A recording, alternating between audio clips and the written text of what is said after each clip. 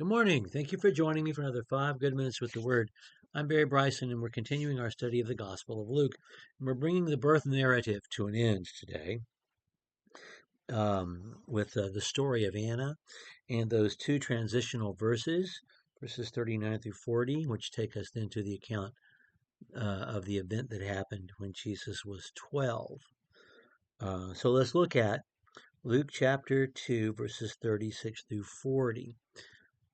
There was a prophetess, Anna, the daughter of Phanuel, of the tribe of Asher. She was advanced in years, having lived with a husband 7 years after her marriage, and then as a widow for 84, or to the age of 84. She never left the temple, serving night and day with fastings and prayers. And at that very moment she came up and began giving thanks to God. So this overlaps the event with Simeon. Simeon is still there, blessing them, and she walks up immediately. Um, and at that very moment, she came up and began giving thanks to God and continuing to speak of him to everyone who was looking on for the redemption of Jerusalem. And when they had performed everything according to the law of the Lord, they returned to Galilee to their own city of Nazareth.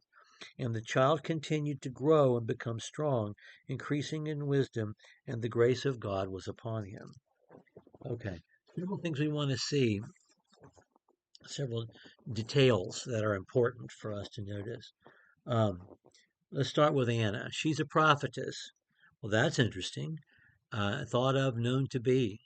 And she's well known because for 84 years, she has not left the temple. She's been hanging around I mean, you go back 84 years, you go back before the Roman occupation. I mean, she's been in the temple. This is the second temple. She's been in the temple since before Rome came into town in 63 BC, and in a bloodless takeover, um, claimed Jerusalem and Judea as part of its realm when Crassus came through with the army. Um, she was there when that happened. Um, it's an amazing thing to think about. She is a fixture. Everyone who goes to the temple, even if you only come for feast days, even if you only come for a feast day every 5 years, because maybe you live in Italy, or you live in Mesopotamia. You know her. She's always there. She's a fixture. Um, she comes and says, "This is the one. This is a person who's well known in Jerusalem, well known in the temple, and well known as a person of holiness." Okay, there's that. She is um, of the tribe of Asher. Asher is one of the 10 northern tribes. This has nothing to do with the teaching about Jesus and his birth, but let me just say, for those of you out there who are trying to find the 10 lost tribes of Israel, you can forget that. There are no 10 lost tribes of Israel. There are no 10 lost tribes of Israel. They're not people somewhere around, wandering around the Gobi Desert, trying to find. There are no lost tribes, and they certainly didn't build boats and sail to America. There are no 10 lost tribes, none whatsoever. They don't exist. It is a myth. When the 10 northern tribes were taken into Assyrian captivity, they were scattered. The lame and those that were not worth anything to the Assyrians were left behind. And so Anna is either descended from someone who was left behind, or more likely from someone from the northern tribes who, when Cyrus made his decree freeing the southern kingdom to go back to Jerusalem, freed all Jews throughout his realm to go back to Jerusalem. And she was among the lucky ones who did that. That's where she's from. Okay, there's that. Sorry I took up so much time, but it just drives me nuts. I mean, people would rather they prefer sci-fi or high fantasy or something to actual scripture, and so they try to turn the Bible into that.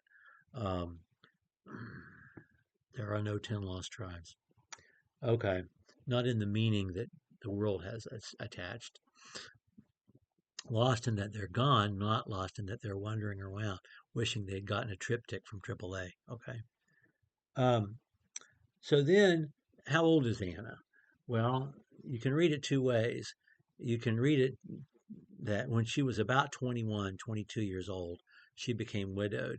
And then for 84 years after that, she lived in the temple. Or you can read that after she became a widow, she stayed in the temple until she reached the age of 84, which I think is probably more likely.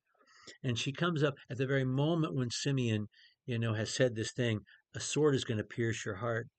And right when the bad news, you know, that thing that is looming in the future has been placed in Mary's pondering heart, right then we have a reinforcement of what a wonderful moment this is from Anna. And she's telling everybody about Jesus, about the child Jesus.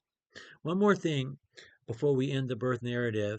One thing is clear, and it's going to continue to be clear, not just in Luke, but also in Matthew, Mark, Luke, and John.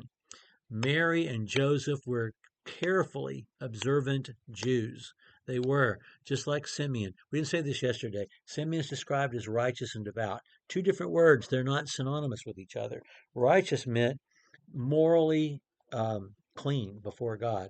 Devout means observant of the law. And Mary and Joseph raise a family that is both righteous and devout and who are observant. And as we will learn next time, they always went to Jerusalem for the Passover. And Jesus went to all the feast days. John is careful to point this out. Even the ones that aren't in the Old Testament, Jesus went and was a part of. They are observant Jews. Jesus is raised to be a law-keeping Jewish boy. Um, and then we have this verse, which we'll begin with next week, about the way Jesus grew up. We get our information about how Jesus grew up from Luke and only Luke.